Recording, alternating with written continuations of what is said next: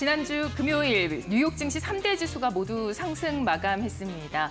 미중 무역 협상 결과로 형성된 낙관론이 지난주 내내 증시를 지배했고 지난 금요일장에서도 주가에 탄력을 주었습니다.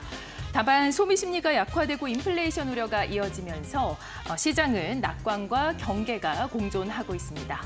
네, 맞습니다. 정말 금요일장이 끝난 이후에도 이 무디스에서 신용등급 강등을 이야기를 하면서 다시 한번 우리 가슴을 철렁이게 만들었죠. 정말 주말 내내 한치 앞에도 정말 이 컴퓨터 화면을 벗어날 수 없는 그런 주말이었는데요. 자, 그렇다면 저희 오늘 본격적으로 한 주 시작하기 전에 가장 먼저 처음에 이번 주말에 우리가 주목해볼 이슈들 어떤 것들 있었을지 가장 먼저 보고 가도록 하겠습니다.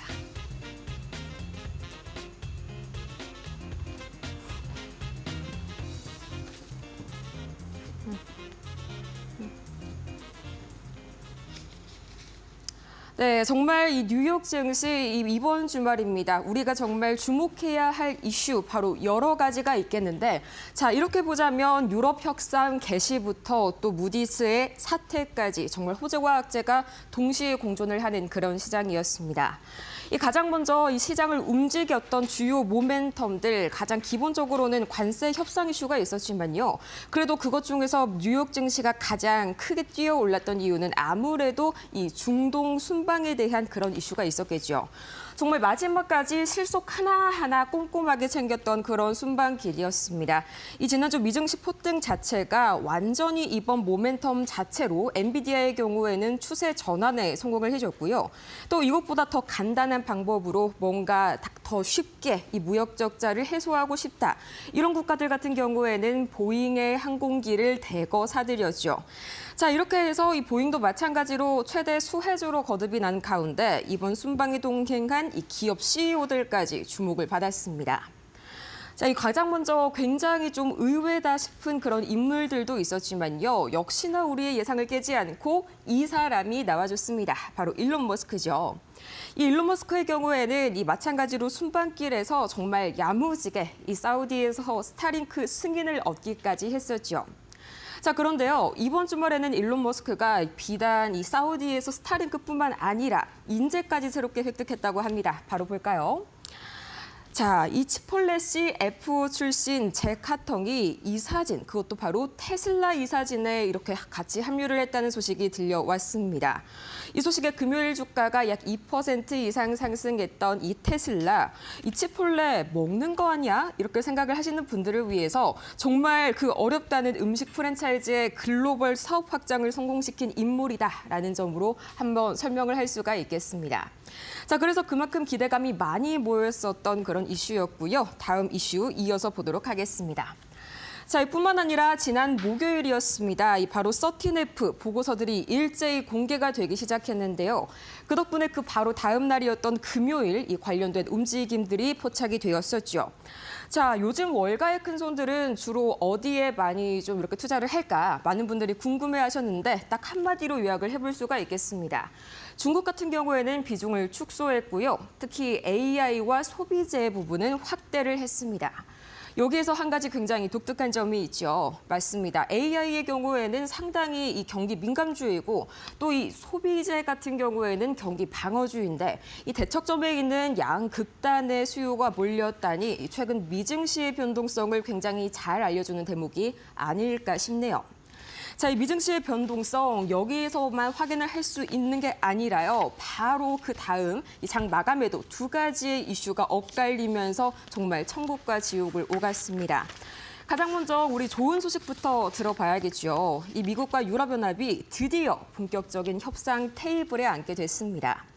중국과의 관세 유예를 발표한 직후에 이 유럽과 맞닿았다 이런 분석들이 나오고 있는데 저번에 중국과의 협상도 결국에 유예로 끝이 났던 만큼 이번 유럽과의 협상도 임시 조치가 될지 아니면 최종적인 결론이 날지 끝까지 최종 합의를 지켜봐야겠고요. 유럽 증시의 경우에는 이번 협의의 결과에 따라서 신고가 돌파까지 노려볼 수가 있겠네요. 자, 이어서 마지막 소식 여러분들도 다들 예감을 하고 계실 겁니다. 바로 이 무디스의 신용등급 강등 소식. 이 사실상 애프터마켓에서 이 굉장히 좋은 이슈가 나왔지만 그럼에도 불구하고 무디스의 악재가 약간 이걸 압도하는 그런 분위기였었죠. 이 드디어 올 게 왔다 이런 생각이 드는 분들 많으셨고요. 실제로도 시장 분위기 비슷한 흐름이었죠. 하지만 이 어쨌든지 간에 이 미국의 신용 등급이 최고 등급 트리플 A에서 한 단계 낮은 이 AA1으로 완벽하게 내려앉게 됐고요. 이 주요 3대 신평사 모두가 다시 한번 이렇게 이 미국에 대해서 신용 강등을 시키게 되면서 다시 한번 우리가 부정적에서 안정적으로 등급 전망을 수정하는 모습까지 볼 수 있었습니다. 자, 그런데 과연 이게 좋은 이슈일까요? 잠시 후에 저희 머스트 노5에서 자세하게 보도록 하겠고요. 이어서 밤사이 종목별 이슈 만나보도록 하겠습니다. 자, 바로 퀀텀 컴퓨팅 보도록 할게요. 최근 AI 반도체와 함께 중동 특수를 누리면서 날개를 달았던 양자 컴퓨터. 지난 금요일에도 마찬가지로 동반 강세를 보였는데요. 이날의 주인공은 40% 가까이 상승한 퀀텀 컴퓨팅이 가져갔습니다. 자, 양자 반도체 파운드리 설비를 완공했다 이렇게 발표를 한 점이 모멘텀이 됐었고요. 마찬가지로 D-Wave 퀀텀도 11%대, 아이온Q 7%대 상승 보였습니다. 자, 이어서 엔비디아도 마찬가지로 계속해서 이 날개를 달고 올라갔었죠. 이 중동 특수뿐만이 아니라 중국 상하이에 R&D 센터를 설립하겠다라는 이런 외신 보도가 또 주말에 한번 나왔었습니다. 이 지난 4월 젠슨왕 CEO의 베이징 방문이 헛된 게 아니었네요. 자, 어쨌든 이 엔비디아가 미국 정부의 승인을 얻고자 이 로비를 하고 있다 이런 외신 보도도 같이 나왔고요. 여기에 대해서 기업 측은 이 민감한 기술은 이전하지 않겠다. 즉 핵심 설계 그리고 생산 같은 경우에는 중국에서 하지 않겠다라면서 선을 그었습니다. 자, 이어서 엔비디아 이야기가 나왔으니 코어 위브 이야기를 안 해볼 수가 없겠죠. 자, 이 엔비디아의 경우에는요, 충분히 차익 실현이 나올 만한 자리였고, 이 충분히 차익 실현이 실제로 나오기도 했었습니다. 자, 그런데 강보한 마감에 성공할 수 있었던 이유는 바로 이 지분 이슈가 부각된 바로 이 코어 위브 덕도 있었겠죠. 자, 이 상장 전부터 엔비디아가 지분 투자를 한 것으로 굉장히 많은 주목을 받았습니다. 이날은 당초 알려진 것보다도 더 많은 비중 7% 가까이를 엔비디아가 가지고 있었다는 소식에 다시 한번 부각받았고요.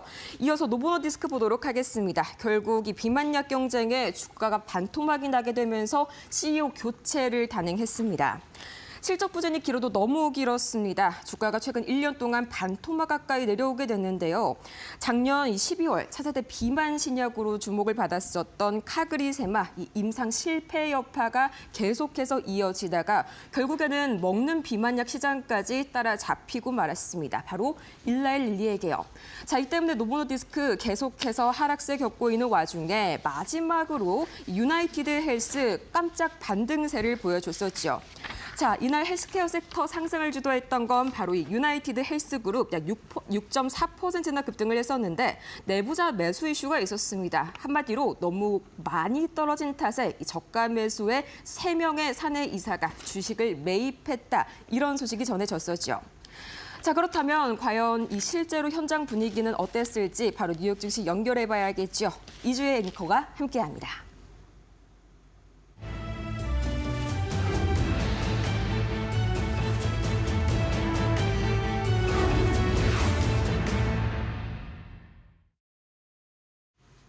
구체적인 내용들 저희 시간을 통해서 계속해서 살펴보도록 하겠습니다. 일단 지난 금요일장의 마감 상황을 놓고 구체적인 증시 내용들 전화 연결을 통해서 점검을 해볼 텐데요.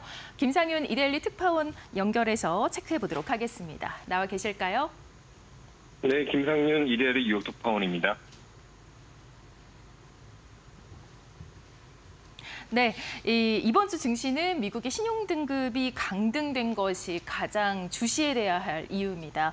무디스가 갑자기 이 미국 신용 등급을 강등시킨 이유가 있을까요? 네, 지난주 미국 시간으로 금요일 장마감 이후 빅 이슈가 터졌죠. 바로 국제신용평가사 무디스가 미국의 국가 신용 등급을 최고 등급인 트리플 A에서 한 단계 낮은 AA1으로 강등한 것입니다. 이번 결정으로 미국은 피치, S&P 글로벌에 이어 3대 평가사 모두로부터 트리플 A 등급을 잃게 됐습니다. 현재 신용평가사 3사로부터 최고 신용 등급을 받고 있는 국가는 독일, 호주, 스위스뿐입니다. 세계 최대 1위 경제대국인 미국으로선 뼈아픈 성적표를 받게 된 것이죠.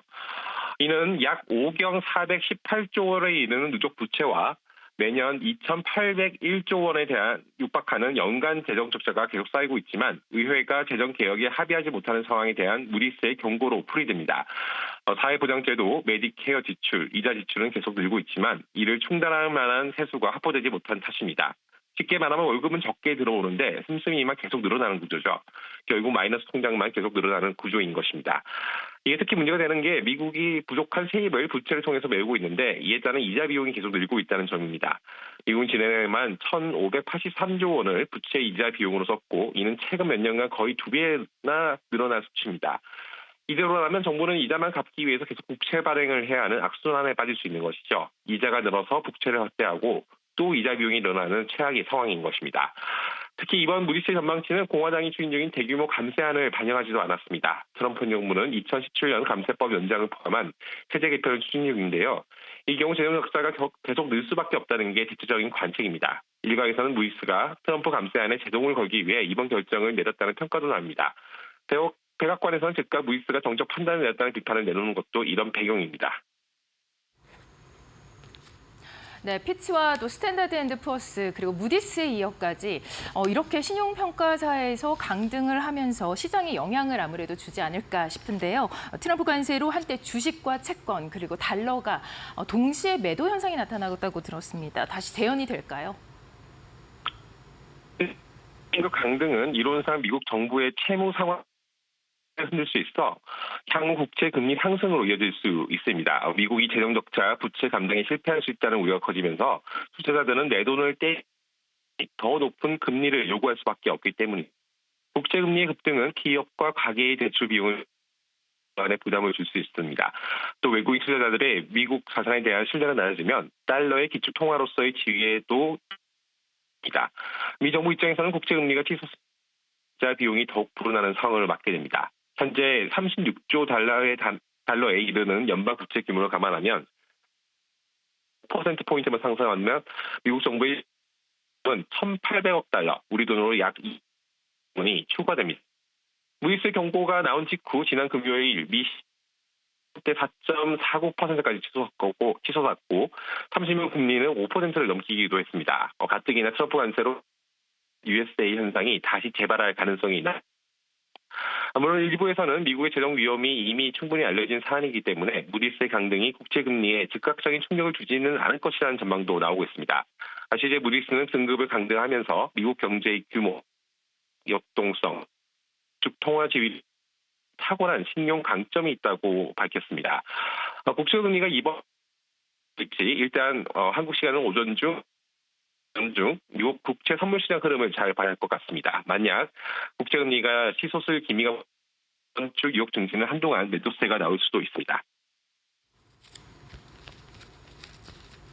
네, 전화 상태가 고르지 못한 점 사과드리겠습니다. 여기까지 들어보도록 하겠습니다. 김상윤 이데일리 특파원과 함께했습니다. 수고하셨습니다.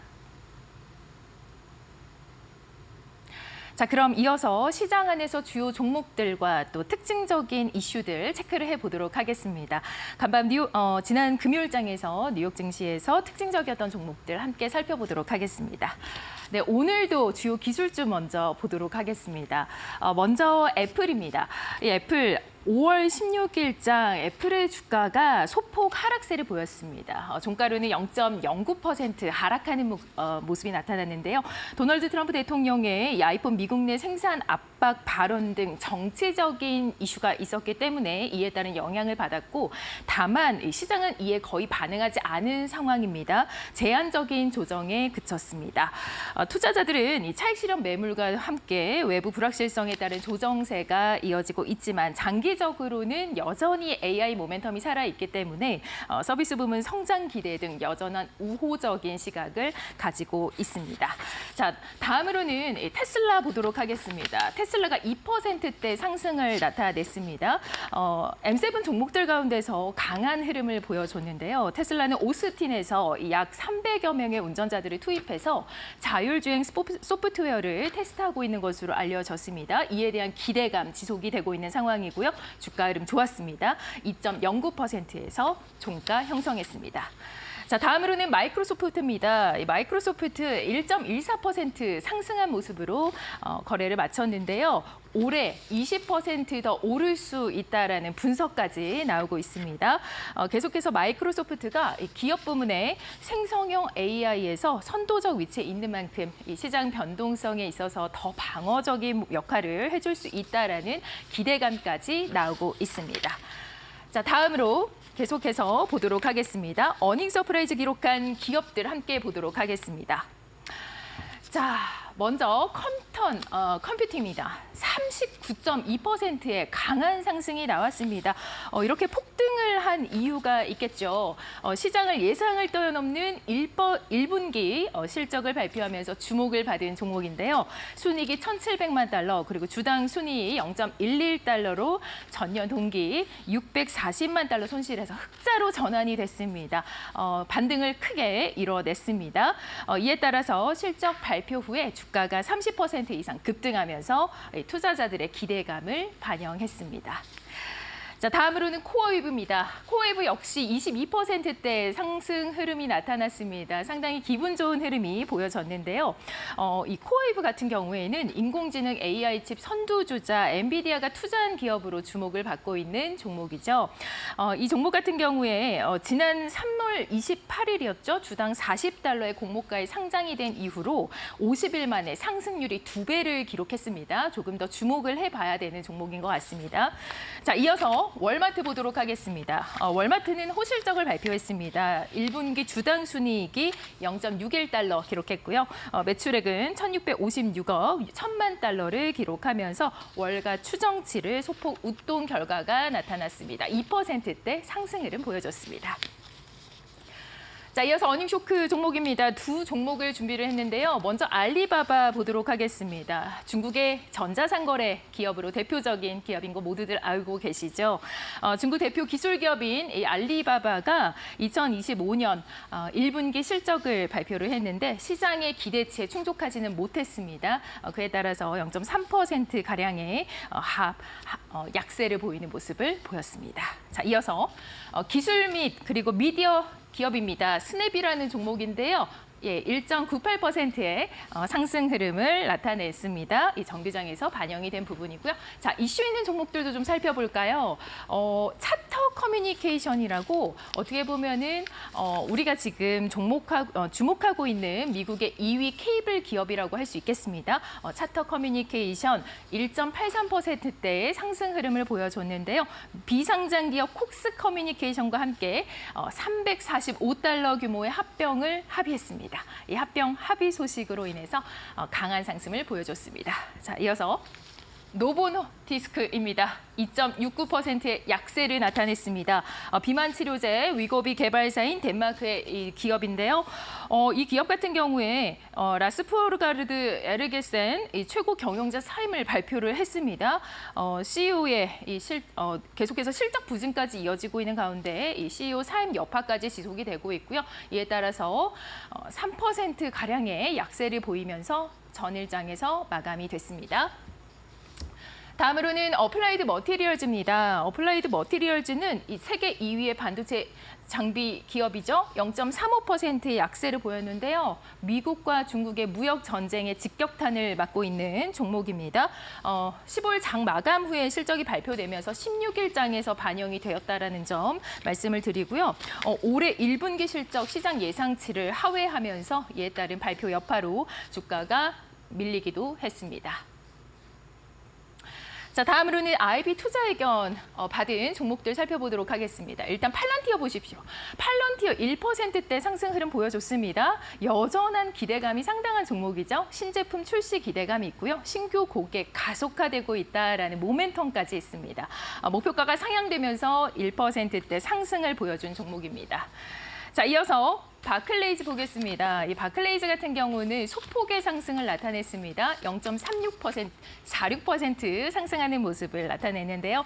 JP 모건에서 목표가를 유지하는 모습을 보였고요. 그리고 오버웨이트 등급도 유지를 했습니다. 계속해서 이 바클레이즈에게는 성장 기회가 있다라는 내용이 나오고 있고 유럽 내 저평가된 은행으로 꼽히고 있습니다. 자, 캐터필러 보겠습니다. 관세 완화 기대 투자 의견이 상향된 종목입니다. 1%의 상승을 보이면서 좋은 흐름 나타냈습니다. 네, 이어서 이렇게 해서 간밤 뉴욕 증시에서 특징적인 종목들 함께 살펴봤습니다.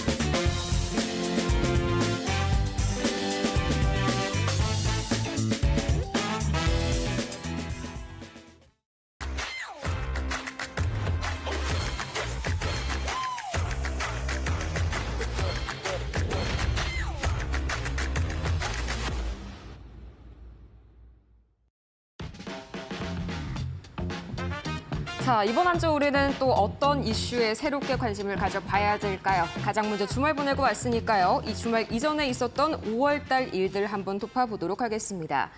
사실 뉴욕 증시 이 5월 들어서 굉장한 강세장이 시연이 되고 있죠. 그 배경에는 아무래도 이 견조했던 매크로 지표들이 하방을 잘 받쳐주고 있었던 것도 한 몫을 톡톡히 했었습니다.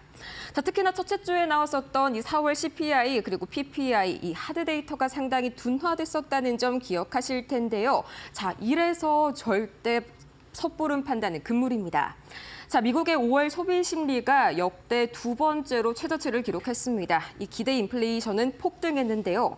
이 5월 미시간대에 관련해서 나온 지수들이 이 정확히는 잠정치가 나왔는데 가장 먼저 이 소비 심리 지수의 경우에는 50.8 이것보다 더 낮았던 게요. 바로 22년 6월 팬데믹 당시 50이었는데 또 굉장히 근소한 차이죠. 낙관론은 어디까지나 월가의 이야기지 이 소비자들은 특히나 가계는 여전히 비관론 안에 갇혀 있다는 거죠. 자, 1년 후에 기대 인플레이션도 7.3%, 이게 지난 81년 이후로 무려 44년 만의 최고치인데요. 불과 4달 전만 하더라도 이 소비자들은 3.3%가량을 전망했다는 점에서 얼마나 소비 심리가 급격하게 얼어붙었는지 체감이 가시나요? 그나마 다행인 점은 이번 수치가 미중 협상이 나오기 이전에 조사가 된 점이라는 건데 30일에 확정치가 발표가 됩니다. 이 확정치에서는 이 점을 반영해서 일부 수정이 될 수도 있겠습니다. 자, 하지만 이 정도로 이렇게 강하게 위축했던 소비 지표에도 불구하고 이 3대 지수가 결국에는 상승 마감했던 거는요. 이 지난주 시장 내내 돌았었던 이 관세 협상에 대한 온기 때문이었는데요. 사실 지금 순간 같은 경우에는 이 관세에 관한 이슈도 굉장히 좀 물음표가 띄워집니다. 자, 이 S&P 500이 6,000선에 접근을 해서일까요? 아니면 뭔가 무역 협상이 좀 틀어지고 있어서일 걸까요? 이 트럼프 대통령이 모든 나라와 협상은 불가하다. 2, 3주 내에 이 각국의 관세율을 통보하겠다. 갑작스럽게 또 이렇게 강경하게 입장을 선회를 했습니다. 자, 그동안에는 협상 태도를 잠시 보였다면 이번에는 전쟁을 암시하는 듯한 그런 발언이 나왔는데 인력이 부족하다 이런 굉장히 표면적인 말도 안 되는 이유를 들어서 모든 국가와 관세 협상을 진행할 수 없다고 밝혔고요.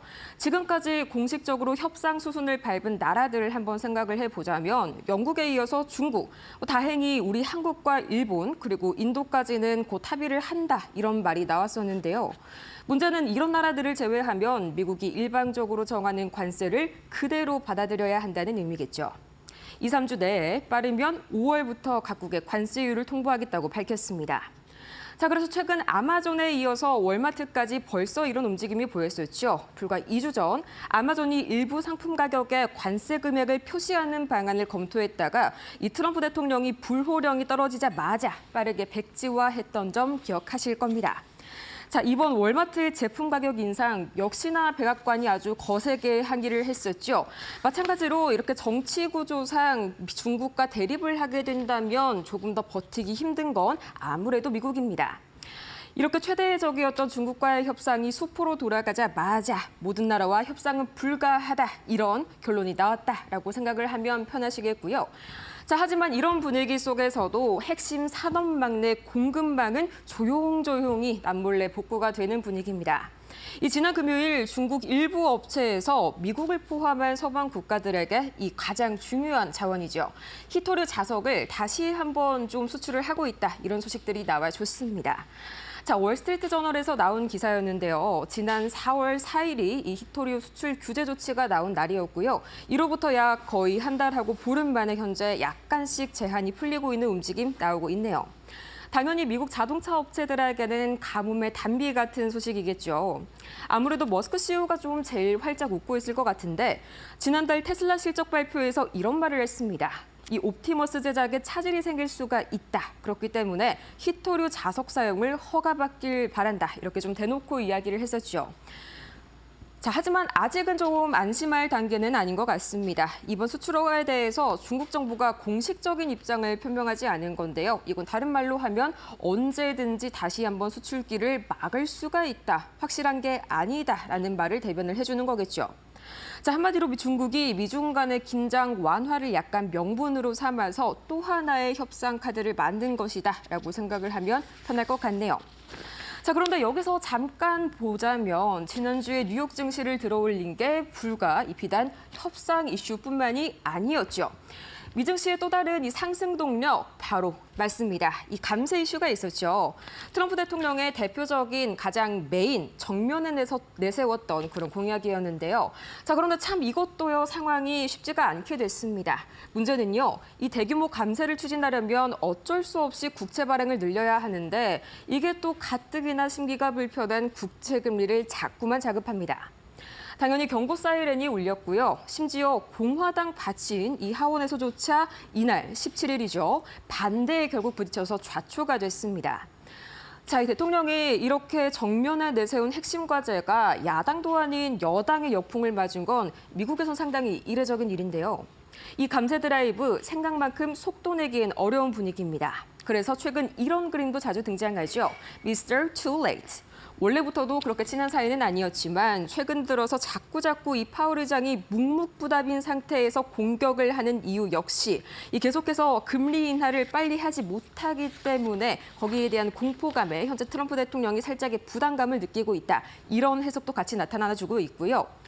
정말 그리고 공교롭게도 같은 날 무디스 역시 이 신용등급 강등과 함께 이 부자 감세안을 꼬집었습니다. 이제부터는 이 무디스 사태에 대해서 자세하게 알아보도록 할까요? 어떻게 보면 가장 중요한 이슈가 되겠죠. 자, 우선 미국 국채가요, 1910년대 이후로 약 100년이 넘는 기간 만에 또 처음으로 이 글로벌 3대 신평사에서 최고 등급의 메달을 반납하고 말았습니다. 정말 좀 충격적인 소식이 아닐 수가 없겠는데요. 사실은 꽤 오래전부터 진행이 된 수순이었죠. 앞서서 S&P의 경우에는 2011년에 또 피치는 2023년에 이미 강등을 단행을 한 데다가 장이 마감된 후에 발표가 났으니까 사안의 규모에 비해서 그 영향은 제한적일 것이다라는 것이 현재 시장의 중론이긴 합니다. 다만 최근 미증시가 워낙 급속도로 빠르게 상승한 만큼 이번 사건이 단기적인 차익 실현의 모멘텀 정도는 될 수 있겠다, 이런 분석이 강하고요. 또 실제로 발표 직후에 S&P 500 ETF와 같은 주요 지수가 시간외에서 1% 내외 하락 마감했죠. 자, 이 부분 철저하게 단기적인 조정에는 대비를 하셔야겠습니다. 자, 여기에 한 가지만 더 체크를 해보도록 하겠습니다. 이 무디스가요, 미국의 등급 전망을 부정적이 아닌 안정적으로 좀 조정을 했는데요. 컨센서스의 상향 조정이라니, 이거는 굉장히 좀 희망적인 게 아닌가 하시는 분들이 좀 몇몇 분들이 계신 것 같은데, 내면을 들여다보면 조금 이야기가 다르다는 거 아실 수가 있습니다. 자, 신용등급 전망이요, 3단계, 긍정적, 안정적, 그리고 부정적으로 나뉘게 되는데, 이 긍정적 전망은 향후 신용등급이 올라갈 가능성이 크다는 거고요. 안정적은 현재 등급 그대로 가겠다. 그리고 부정적은 말 그대로 한 단계 내리겠다라는 성격이 강한 그런 의미로 보시면 되겠습니다. 다시 말해서 지금의 등급이 앞으로도 계속 이어질 것이다라는 의미지 다시 한번 상향 조정될 것이다라는 의미는 아니라는 점 반드시 체크를 해보시면 좋을 것 같고요. 자, 이렇게 무디스가 난데없이 회방을 놨습니다. 정말 다양한 이야기들 오간 가운데 또 가장 다음 코너에서도 이런 이슈가 좀 주요 이슈가 되지 않을까 하네요. 자, 이번 주는 다시 한번 이 변동성 가득한 구간에 머물게 됐습니다. 지금까지 머스노우 5였습니다.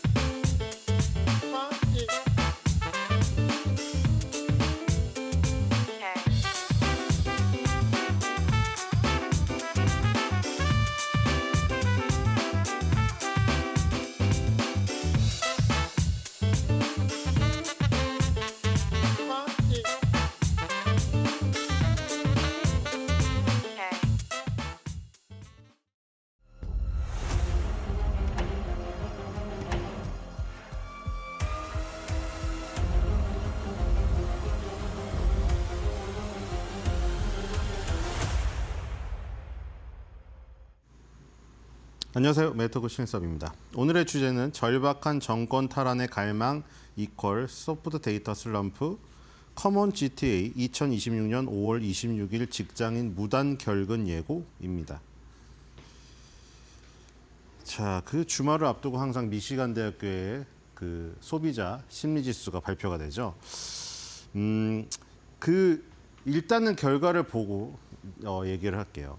일단 그 소비자 심리 지수 잠정치, 그 컨퍼런스 보드 신뢰 지수는 딱 한 번 발표되고 미시간대 소비자 심리 지수는 잠정치랑 확정치 두 번이 발표가 돼서 미시간대 소비자 심리 지수가 약간 더 미리 한 번 더 볼 수 있는 기회가 있다는 거. 그리고 이제 미시간대 소비자 심리 지수 한 500명 정도, 한 500가구 정도 하는데 250가구씩 나눠서 하죠. 근데 어차피 비슷합니다. 잠정치나 확정치가 크게 차이는 안 나는데 미리 볼 수 있다는 장점이 있죠. 어쨌든 둘 다 소프트 데이터라는 걸 알아두시고 사람의 마음이죠. 실제 경제적인 수치가 찍힌 게 아니고 사람의 마음이기 때문에 갈대처럼 변하는 게 사람의 마음이잖아요. 그래서 변동이 심할 수 있다는 것이죠. 자, 어쨌든 결과를 일단 보면은 5월달 소비자 심리지수 잠정치가 50.8이 나왔습니다. 4월달 확정치. 그러니까 그 잠정치 전에는 확정치겠죠. 그렇죠? 잠정치가 발표되고 확정치가 발표가 되고 잠정치가 발표되고 확정치가 발표가 되고 계속 그 순환이잖아요. 그러니까 이번에 잠정치가 발표가 됐으면 그 전에 확정치가 발표가 됐겠죠. 이게 5월 잠정치니까 4월 확정치가 그 전일 거 아니에요. 4월 확정치가 52.2였어요. 여기서 더 떨어졌습니다. 일단 평가는 뒤에 가서 하도록 하겠습니다. 이 지금 53.4가 예측치였는데 발표가 50.8 나왔습니다. 지금 계속 예측치 비해서 하회 나오고 있죠. 지금 몇 번이죠? 한 5번. 여기 전에 것도 이제 막대 그래프를 그려봐야겠지만 이제 막대 그래프를 뭐 계속 그릴 수는 없으니까 이 5개가 지금 전부 예측치 대비해서 실제치가 하회 나왔습니다. 자, 그 다음에 크게 2개가 있잖아요. 현재 상황을 평가하는 현재 경제 평가 지수가 있고 앞으로 경제 전망에 대한 기대 지수가 있죠. 그 2개가 대표적인 지수인데 일단 현재 경제 평가 지수는 전월에 59.8이었는데 지금 57.6 나왔습니다. 계속 떨어지고 있죠. 그래프. 그리고 예상치도 하회죠. 59.6 예상이었는데 57.6 나왔습니다. 현재 경제 평가, 현재 경제에 대한 이 가구, 소비자 가구의 내용. 그리고 지금 향후 경제 전망에 대한 소비자 기대 지수는 47.3에서 46.5로 하락했습니다. 이것도 48 예상이었는데 46.5. 자, 일단 전부 다 하락했어요. 전부 다. 그렇죠? 5월 달 소비자 심리지수 잠정치부터 그리고 현재 경제 평가 지수, 향후 경제 전망 소비자 기대 지수까지 싹 다 전망치 하회입니다. 자, 여기서 그래서 그 3가지 지수를 지금 해놓은 거죠. 파란색 아까 50.8 소비자 심리지수 잠정치죠. 그 다음에 현재 현재 경제 상황에 대한 이 그 판단 지수 57.6, 향후 기대 익스펙테이션이니까 46.5죠. 이 3개가 있는데 3개가 다 떨어졌어요. 그 다음에 이 빨간색 이 향후 경제 기대에 대한 지수는 어디를 가야 되냐면요. 이제 언론에서 또 좋다고 썼죠. 이제 자 1980년대 가야 됩니다. 정확히 81년. 그래서 이제 다 썼죠. 여기다. 1981년 이후의 최저치다. 진짜 나쁜 거 같죠. 그렇죠? 자, 이번에도 보겠습니다. 이제 기대 인플레이션. 여기서 이제 기대 인플레이션을 저번에 쿠글러 이사 며칠 전이었죠? 제가 보여드렸죠. 쿠글러 이사가 그 발언했을 때 거기에 나왔잖아요. 뭐 미시간 대학교에 무슨 향후 기대 인플레이션이 너무 높아서 지금 인플레이션에 대한 우려가 있기 때문에 우리 연준을 계속 신중해야 된다는 이 의견을 견지해서 나도 금리 동결에 찬성표를 던졌다. 그러니까 미시간 대학교 소비자 심리지수 참조한다는 거를 연설에서도 밝혔죠. 그렇죠? 기대 인플레이션이 지금 5년에서 10년은 4.6이고요. 1년은 7.3입니다. 기대 인플레이션은 향후 물가에 대한 기대, 어느 정도 물가가 오를 것으로 예상하느냐를 조사한 건데 1년짜리 다음 해 거를 하나 조사하고 그다음에 5년치, 10년치, 5년에서 10년 조금 더 향후를 하는데 지금 바로 다음에 기대 인플레이션이 7.3이 나왔는데 자, 이것도 또 저기죠. 이것도 1980년대 가야 됩니다. 지금 언론에 바로 다 이게 왜냐면 다들 아시죠? 요즘에 뭐 레거시 미디어를 이제 위협하는 유튜브나 뭐 이런 것들이 들어왔지만 레거시 미디어든 유튜버든 조회수 아니면 신문이라면 구독수 그쵸? 그거가 승부가 나는 거 아닙니까? 그런데 좋은 약간 훈훈한 소식 있잖아요. 별로 사람들이 안 봐요. 뭐 길 가던 할머니를 리어카를 밀어줬다 이런 거 잘 안 보거든요. 뭐가 악화돼가지고 무슨 한 50년 만에 막 공황이 오고 막 뭐가 터지고 막 박살이 나고 이걸 좋아해요 사람들. 도파민이 분출해버리거든요 이게. 자 그래가지고 1981년 이후에 지금 기대 인플레이션 최고치죠. 1981년을 가야 돼요. 그 사이에 많은 일들이 있었잖아요. 그렇죠? 서브프라임도 있었고 코로나도 있었잖아요. 서브프라임이나 코로나 그런 거 터지고 나면은 뭐 하죠 다? 왜 지금 미국이 저렇게 많은 부채를 지게 됐죠? 맨날 달러 찍어내니까. 왜 찍어냈죠? 그런 위기 때마다 막 찍어내니까. 근데 그럴 때마다 물가가 폭등했을 텐데 뭐 연준은 금리를 올렸겠죠. 그것 때문에. 어쨌든 돈을 왕창 푸는 일이 그렇게 많이 있었는데 그것도 여기에 비하지 못합니다. 그렇죠? 지금 여기에 다 묻혀 있잖아요. 그것들이. 기대 인플레이션이 그렇게 올라왔었던 적이 서브프라임 때랑 코로나 때도 이거를 못 이겨요. 지금. 보세요. 여기 서브프라임 일어났던 2008년 있고 여기 코로나 일어났던 2020년 있잖아요. 그 이후에 돈 엄청 쏟아부었을 거 아니에요. 그때보다 기대 인플레이션이 지금 더 높습니다. 어때요? 그렇죠? 자, 그래서 이제 이걸 뜯어보니까 자, 맨날 계속 나오는 거지만 너무 편차가 심해요. 이거 보세요. 이 민주당 지지자들의 기대 인플레이션은 9.6입니다. 9.6. 자, 그리고 이제 공화당 지지자들의 기대 인플레이션 1.2입니다. 겨우 0을 지금 넘어섰어요. 그렇죠? 이런 현격한 차이. 자, 물론 말씀을 드렸죠. 자, 이게 여론조사, 이게 어떻게 보면은 미시간대를 아까 전에 말한 대로 쿠글러 이사도 그렇고 그 전에 파월 의장도 그렇고 참조한다고 해서 굉장히 중요한 지표인 것을 연준도 지금 확인을 했기 때문에 연준의 어떤 얘기는 항상 언론에 나오지 않습니까? 그러면 이제 이 민주당 지지자, 공화당 지지자 입장에서 생각을 해보세요. 이게 왜 정치 성향이 여기 들어간 것을 왜 이렇게 따로 분석하냐? 의미가 깊기 때문이에요.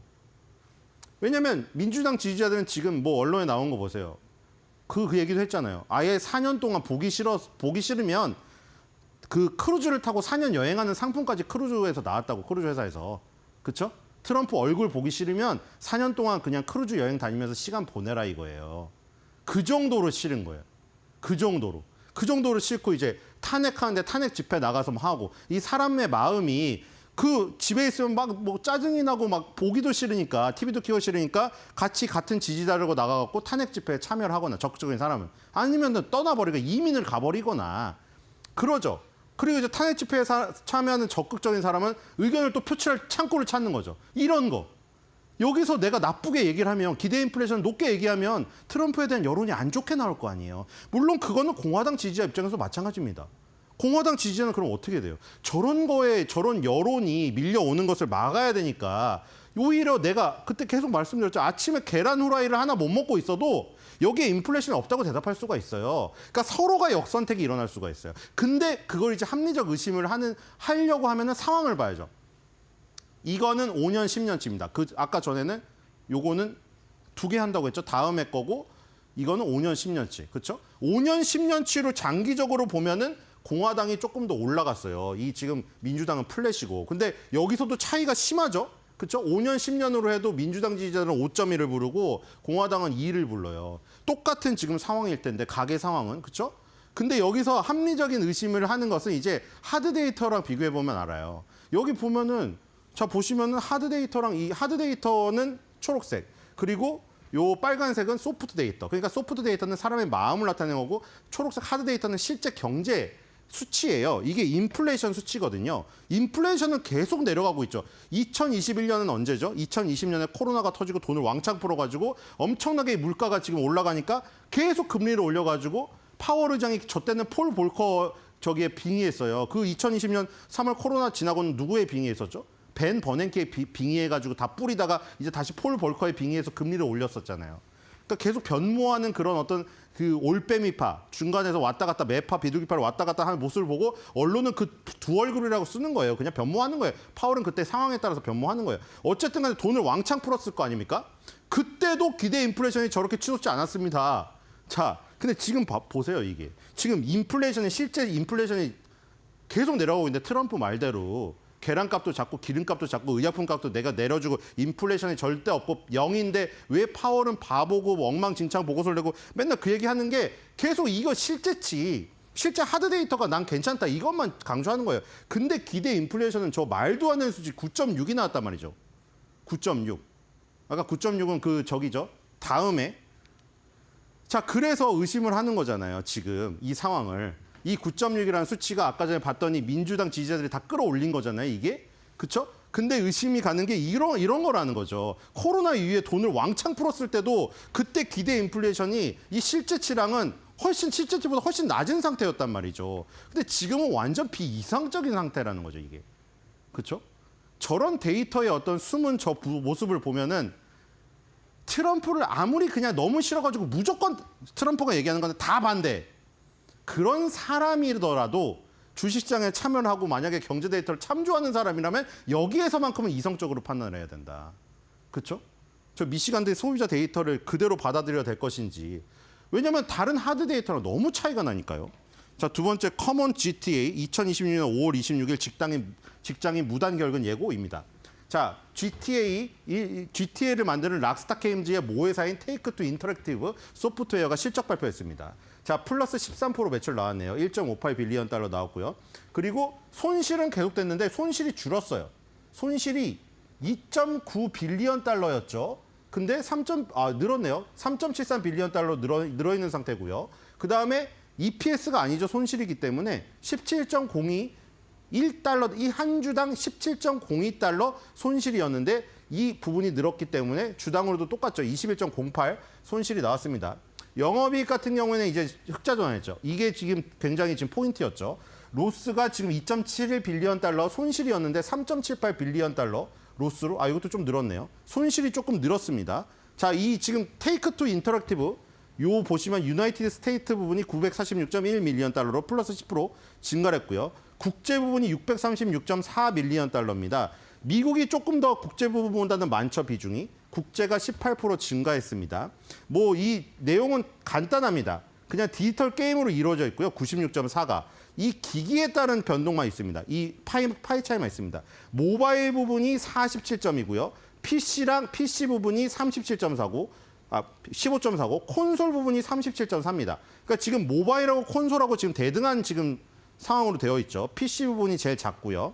그리고 지금 보시면 뒤로 가보겠습니다. 서프라이즈인지 아닌지 확인을 해볼게요. 1.5 빌리언 달러가 매출이 예상됐는데 매출액은 1.58 빌리언 달러로 어닝 서프라이즈가 나왔습니다. 그리고 지금 주당 순이익이 거의 부합인데 살짝 1.10달러 예상되었는데 1.08달러 나왔습니다. 거의 부합이죠. 어쨌든 지금 서프라이즈로 표현이 됐죠. 빨간색이었습니다. 3분기 연속 어닝 서프라이즈였다가 이번에도 지금 보시면은 허들을 높게 잡았죠. 이게 중요하죠. 마이너스건 플러스건 손실이건 플러스건 그것보다는 시장의 기대치를 넘어섰느냐가 중요하죠. 주당 순이익이 일단 시장의 기대치를 넘어 거의 부합하는 수준으로 나왔습니다. 자, 그래서 지금 이 GTA 이슈가 있었죠. GTA가 원래 연내 출시 예정이었거든요. 그래서 사람들이 다 기대를 하고 있었는데 이 지금 며칠 전에 그 락스타 게임즈 이 공식 계정 저 유튜브 구독자 수가 1230만 명이에요. 근데 여기서 이제 두 번째 드디어 트레일러 영상을 올렸거든요. 그래서 이제 다들 이제 난리가 났죠. 얼마나 저렇게 돈을 쏟아부었길래. 그리고 이걸 올리면서 내년 5월 26일로 미뤘습니다. 그래서 이날 급락을 했거든요. 주가가. 왜냐면 게임주는 항상 이런 게 있어요. 우리나라는 더 많이 경험하셨죠. 우리나라 여러분들 펄어비스에서 많이 경험하시지 않았어요? 펄어비스 맨날 그 붉은 사막이 나온다고 했다가 예를 들어서 내년 1분기 출시라고 했다가 이제 1분기에 대한 기대감으로 그 전년도에 엄청 매수를 했을 거 아닙니까? 그 1분기면 이제 1, 2, 3월이죠. 3월 달이 거의 다 돼가는데 안 나와요. 그러다가 한 3월 거의 말쯤 돼가지고 딱 이제 임원지들이 딱 나와가지고 무슨 약간의 문제가 커뮤니케이션에 문제가 있어가지고 내년 1분기로 미룬다. 이래버리면 공백이 1년이 생겨버리는 거예요. 게임주가 그런 게 많거든요. 대작을 기다리는 기대감은 있는데 대작을 기다리다가 갑자기 그 연기가 돼버리면 뻥 뚫려버립니다. 그런데 거기서 뭐가 중요하냐면 그게 원샷 원킬 게임, 원샷 그냥 하나의 게임만 갖고 있느냐 아니면은 원히트 원더 게임사냐 여러 가지 게임이 있느냐의 문제인 것이죠. 그래서 그걸 메꿀 수 있느냐. 그런데 지금 보시면은 그 하루만 빠졌고 바로 다음에 올랐습니다. 왜냐하면 기대감 때문에. 여기 댓글을 보면 알아요. 출시까지 374일 남았습니다. 이거를 이제 매일 세고 있는 사람이 나옵니다. 그 다음에 밑에 2026년 5월 26일부터 많은 사람들이 이상하게도 직장을 결근하게 될 것이다. 이 정도의 충성도 있는 게임이기 때문이죠. 자, 차트를 보겠습니다. 그쵸? 그래서 그날 떨어졌지만 개파락하 보면 다 메꾸고 지금 신고가 같습니다. 그쵸? 주봉으로 봐도 똑같죠? 결국 꼬리 위로 달고 신고가 갔어요. 자, 월봉 보겠습니다. 월봉 어디입니까? 신고가예요. 지금 여기 2021년도 고점이 있었죠. 2021년도 고점을 미리 그 GTA 6 출시 기대감 때문에 뚫었다가 5월 26일 내년으로 밀린다는 것 때문에 밀렸는데 밑꼬리 달고 위에 올라가서 240달러를 돌파시켜버렸습니다. 이거는 충성도 높은 게임에 대한 기대감이자 이 지금 테이크2 인터랙티브가 락스타 게임즈의 요 GTA 6 요것만으로 이루어진 게임사가 아니기 때문에 히트 게임작이 많기 때문에 밑에 깔린 캐시카우가 많아서 안 흔들리는 거예요. 자, 그래서 우리가 할 건 뭡니까? 게임주 좋아하시는 분들. 그냥 내년 5월 26일 날 직장인 무단결근 사태를 예상하면서 김민교 씨처럼 이거 PT 8번 하시면서 기다리시면서 매수하시면 됩니다. 자, 그래서 오늘 한 주 매도평입니다. 사실 정치 이슈가 있었거든요. 지금 트럼프가 트루스 소셜에다가 무려 3개의 피트를 올렸어요. 나 암살당하게 생겼다고. 지금 8647이라는 단어가 나왔는데 사실 좀 합리적으로 상당히 이상하더라고요. 아니, 해변에 놀러 갔는데 FBI 국장이 하필이면 조개랑 돌로 만들었는데 그게 하필이면 8647인데 8647이 무슨 의미인지를 말을 안 해요. 이게 생년월일 일도 없고. 그래서 나오는 게 이 갱단들이 하는 게 8마일 떨어진 곳에서 6피트가량을 묻는데 하필이면 47대 미 대통령, 트럼프 대통령이란 말이죠. 트럼프가 자기가 암살당할 것 같다고 지금 피드를 3개나 올리고 있습니다. 자, 그래서 저는 8647을 좋은 의미로 바꿔보겠어요. 8, 빨리. 6, 육개장 먹으며 GTA 하고 싶다. 4, 사라 테이크2 주식. 7, 칠하게.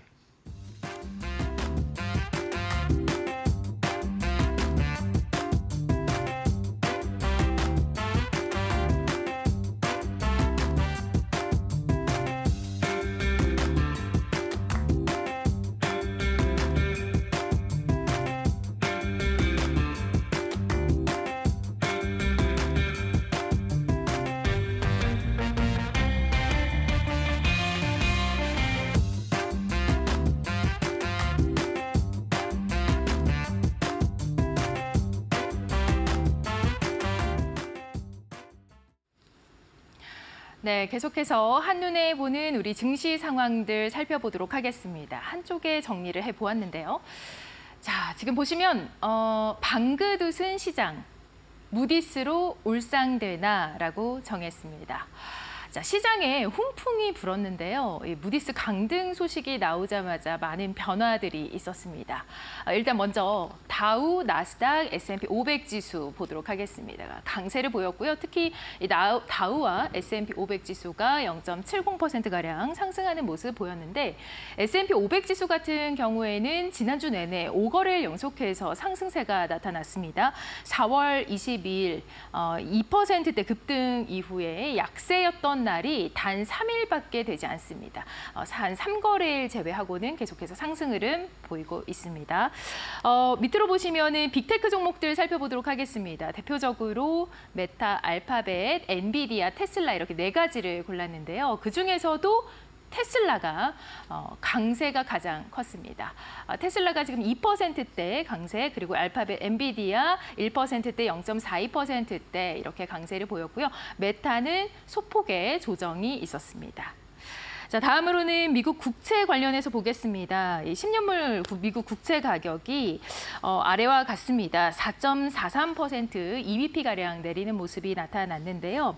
올해 들어서 가장 긴 약세가 2025년 이후 계속해서 이어지고 있다는 사실 말씀드릴 수 있을 것 같습니다. 이 10년물 미국 국채 가격이 하락세를 보였다는 것은 연준의 금리 인하 가능성이 있을 수 있고 또 경제 둔화의 우려가 반영되었다는 게 아닐까 싶은데요. 애프터마켓에서 이 무디스 강등 소식이 나온 이후에 국채 금리가 상승하는 모습으로 나타났습니다.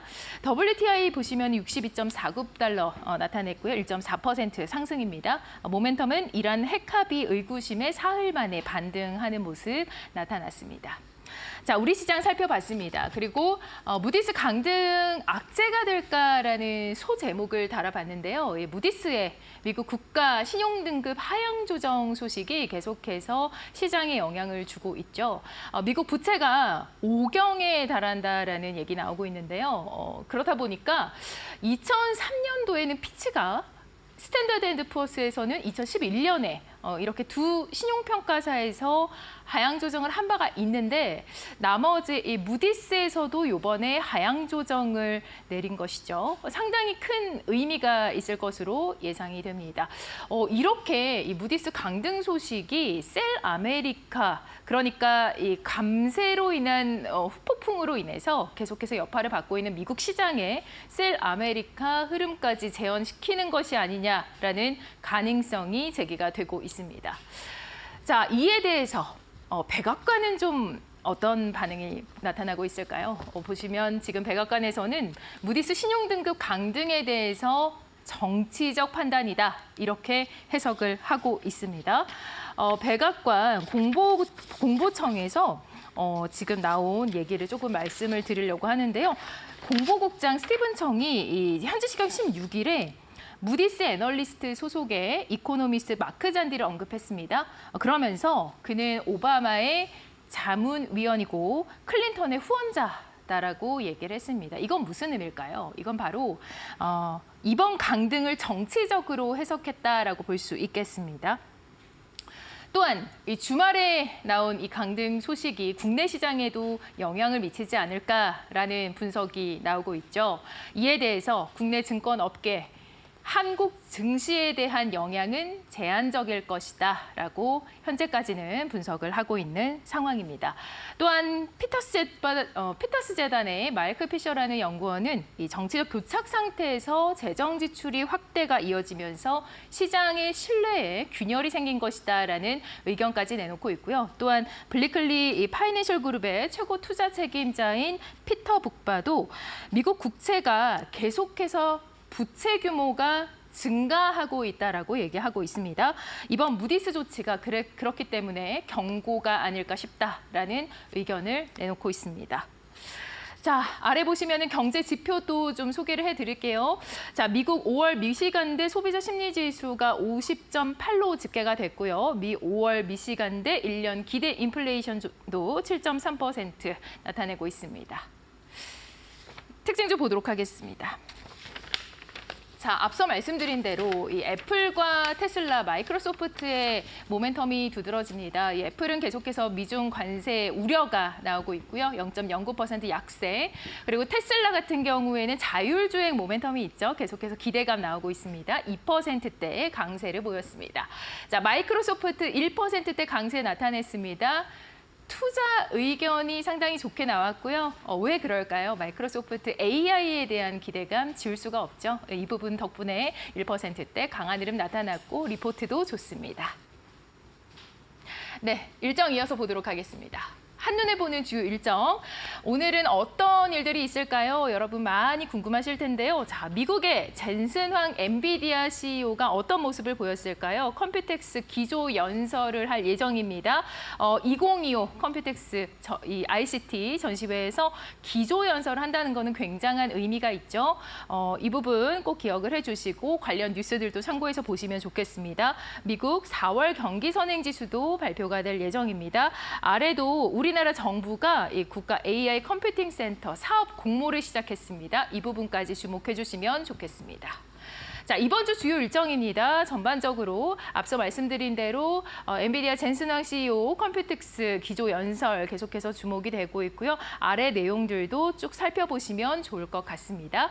자, 5월 주요 일정 한번 보도록 하겠습니다. 22일에 미국의 4월 기존 주택 판매 지수 나오고요. 미국 실업수당 청구 건수도 계속해서 어떤 모멘텀들을 가져올지 주목해 주시기 바랍니다. 네, 지난주에서 뉴욕 증시 특히나 우리가 주목해봐야 할 이슈 그리고 플러스 그 이슈로 인해서 오늘 국내 증시에서는 어떤 종목들이 좀 움직임 보여줄지 바로 살펴보도록 하겠습니다. 가장 첫 번째로 살펴볼 종목은 바로 테슬라인데요. 이 지난 금요일에도 마찬가지로 2%대 강세 시연을 했었죠. 아까 만나봤었던 이 CFO 이슈 외에도요. 수급적인 요인으로도 이날 상승이 나왔습니다. 지난 금요일 잘 복기를 좀 해보자면 이날이 또 이 옵션 만기일이었죠. 이런 수급적인 요인으로 자주 움직이고 있는 테슬라. 이 현재 또 보시면은 이 DIC, 성우 하이텍 그 이외에도요. 전고체 관련 친구들도 같이 나와 있죠. 물론 당연히 테슬라가 강세를 보이면서 2차 전지, 전고체 관련주들 움직이겠지만 오늘도 굉장한 이슈가 하나 기다리고 있습니다. 이 바로 산업부가 오늘 전고체 배터리 상용화에 대해서 대규모 투자를 단행하겠다. 이런 이슈까지 오늘 같이 가져가게 되면서 이 에코프로 그리고 LNF까지 같이 챙겨보시면 좋을 것 같고요. 자, 이어서는 바로 젠슨 황 소식이 하나 준비가 되어 있습니다. 어떤 소식인지 바로 볼까요? 자, 이 컴퓨텍스 기조 연설 이 현지 시간으로 오늘 예정이 되어 있습니다. 자, 그래도 GTC보다는 좀 영향력이 덜 할 것이다라는 이런 말도 나오는데 그래도 역시나 이 AI 반도체 그리고 GPU 관련주들 절대 간과해서는 안 되겠죠. 자, 가장 먼저 YC캠 역시나 이 유리기판 관련주 가장 먼저 좀 보셔야겠고요. 이외에도 이오테크닉스와 이 솔루스 첨단 소재, 제이시온 시스템까지 오늘 함께 움직임 같이 보시면 좋을 것 같습니다. 자, 이외에도요, 이 AI 관련해서 한 가지 더 모멘텀이 있는데요. 바로 보도록 할게요. 자, 이 지난 뉴욕 증시에서 바로 마이크로소프트 그리고 어도비가 또 다시 한번 크게 움직임을 줬습니다. 자, 다시 한번 AI 플랫폼에 대한 기대감을 심어줬는데 여기에다가 더해서 오늘 또 국가적인 그런 이슈 하나가 국장에서도 있습니다. 무려 2조 원 규모의 이 국가 AI 컴퓨팅 센터 오늘부터 이제 신청 접수를 받는다고 하는데요. 30일까지 신청이 가능합니다. 정말 엄청난 기대를 받고 있는 만큼 오늘 같은 경우에도 크라우드웍스, 한글과 컴퓨터, 이스트소프트, 솔트룩스 등의 오늘 관련주들 같이 보시면 굉장히 또 좋을 것 같고요. 자, 바로 보도록 하겠습니다. 다음으로 또 지난 금요일에는 헬스케어주까지 함께 강세를 보였었죠. 자, 이 헬스케어 관련주의 경우에는 뭐 일라일릴리 굉장히 호재로 움직인 이슈도 있었고요. 또 유나이티드 헬스와 같이 약간의 이런 악재가 그래도 다시 한번 반등 만들어준 경우도 있었습니다. 어쨌든지 간에 국내 제약 대형 바이오들의 움직임을 좀 건드려줄 수 있다는 점에서 이 삼성 바이오로직스 그리고 리가캠 바이오, 셀트리온까지 한번 살펴보시면 좋을 것 같고요. 알테오젠 같은 경우에는 이 전거래일에 좀 살짝 눌려가는 모습 보여줬었네요. 자, 이어서 마지막으로 중국의 4월 소매 판매가 또 발표가 됩니다. 이 경기 부양책에 관련된 이슈들이 좀 다시 한번 뜰 수가 있겠는데요. 자, 가장 먼저 중국 하면은 좀 이번에 흐름을 물론 잘 봐야겠지만요. 만약에 경기가 좀 흐름이 괜찮다라고 한다면 당연히 이 중국 소비주 보셔야겠죠. 화장품 봐야겠고요. 가지노도 봐야겠고요. 최근에는 웹툰 그리고 게임 쪽까지 굉장히 좋은 흐름. 여기에다가 엔터주도 같이 살펴봐야겠습니다. 자, 대표적으로 아모레퍼시픽 그리고 하이브까지 이슈 가지고 있고요. 거기에 이어서 이 중국 상장주, 이 국내 중국 상장주까지 같이 보셔야겠습니다. 대표적으로는 이 헝성그룹 있겠고요. 또 윙이푸드까지 항상 중국 관련 이슈가 있으면 같이 움직이는 대표적인 종목이었죠. 자, 또 이어서 보도록 하겠습니다. 이 다음으로 저희가 볼 종목은 바로 그렇습니다. 이 월마트 그리고 코스트코 굉장히 좋은 흐름, 견조한 흐름 보여줬습니다. 아무래도 우리나라에서는요, 이 유통제가 이 미국과 계속해서 커플링 이어가는 것은 좀 옛날 이야기 아닌가 그렇게 생각하시는 분들 있을 수가 있겠는데요. 그럼에도 불구하고 이렇게 인플레이션 국면에서는요, 이 필수 소비재 중심의 내수 소비주 상당히 수혜감 많이 받아갑니다.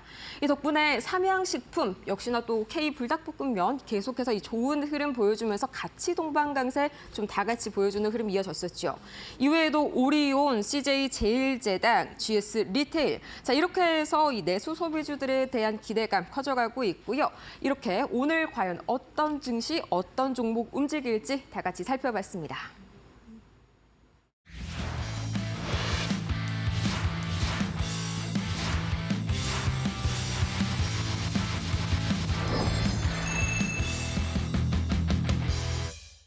I think it's just continued momentum from what we've been seeing over the past few weeks. I don't think there was any news today that would particularly have caused an acceleration in stock prices. So I think we just still have this overhang from the last few days or last couple of weeks, I guess, that is driving stocks today. It's difficult to say if the enthusiasm about a deal with China is warranted because, first of all, we know that it's only a 90-day reset. So it's difficult to determine what's going to happen after those 90 days. And what it seems to be is, to me, that the market thinks we've got kind of a cap now on tariffs, that in 90 days they're not going to go up. And they could conceivably go down. And so I think maybe that's what's keeping investors enthusiastic.